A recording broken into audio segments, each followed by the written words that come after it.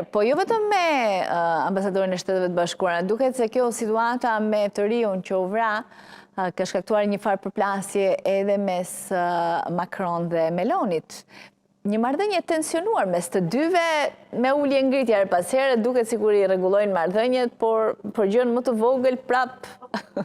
shpërthejnë polemikat. Po, sepse presidenti Macron, po ashtu dhe zonjën Meloni e thiri që ajo ti shishon punët e saj në vendin e saj dhe secili, siç e tha dhe presidenti, ti shiqon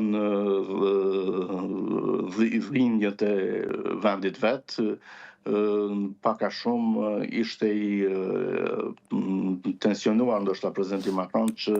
edhe zonja Meloni kishte komentuar vrasjen e të riut, kurse presidenti Macron ka thënë se personalisht ai asnjëherë nuk ka ndërhyer në punët e brendshme të Italisë. Mirë po e vërtet që vrasja e të riut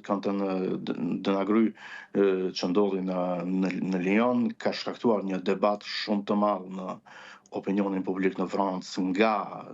data e 12 gushtit, saqë mbrëm ishte edhe një debat direkt nga Lyoni televiziv edhe i kandidatëve për komuna, sepse jemi në zgjedhjet komunale në Francë dhe aktualisht një vrasje e tillë kishte shkaktuar një debat shumë të madh politik në Francë gjatë këtyre ditëve dhe vazhdon të shkaktoj debat ende. Edhe pse natyrisht në mediat franceze më shumë gjatë këtyre ditëve i kemi gjeopolitikën ndërkombëtare, 4 vjetorin e luftës në Ukrainë dhe luftën e eventuale të presidentit amerikan ndaj Iranit gjatë orëve apo ditëve në vijim. Nuk mendoni se ka një shans që të mos ketë luftë? Të arrihet një paqe, pra në Francë janë të bindur që do ketë një luftë me Shtetet e Bashkuara dhe Iranit? Po mbron pikrisht edhe gazetari Darius Rojbeni, i cili është një nga gazetarët më eminent aktualisht, i pyeste të gjithë strategët rreth orës 23 para se presidenti Trump ta bënte Union Speech në Washington, se a është e mundur, sepse disa senatorë dhe kongresmen demokrat kishin dalur vetë pasi që kishin dalur nga Union Speech, kishin thënë se siç duket presidenti Trump ka vendosur që ta sulmojë Iranin gjatë ditëve në vijim, mirë po duke e pasur parasysh po ashtu dhe pa parashikueshmërinë e presidentit Trump, është e mundur që në momentet e fundit ai të ndalohet. Ka informatat dolën se Pentagoni dhe shumë personalitete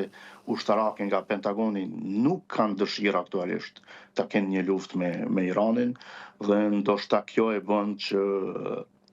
Donald Trump ende të hezitoj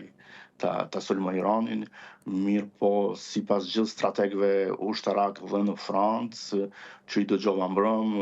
janë të bindur që gjatë ditëve ose javëve në vijim do të ketë sulme ndoshta asimetrike, jo as të mëdha, por disa ditë në Iran. Natyrisht mbetet për të parë se si do të ndodhë, çka do ndodhë me Donald Trump mbrëm e tha se vetëm ai vendos kur dhe si mund të bëj. Faleminderit shumë Selam që ishte sot me ne, ditë të mbar. Ishte kënaqësi e smeralde, faleminderit gjithashtu.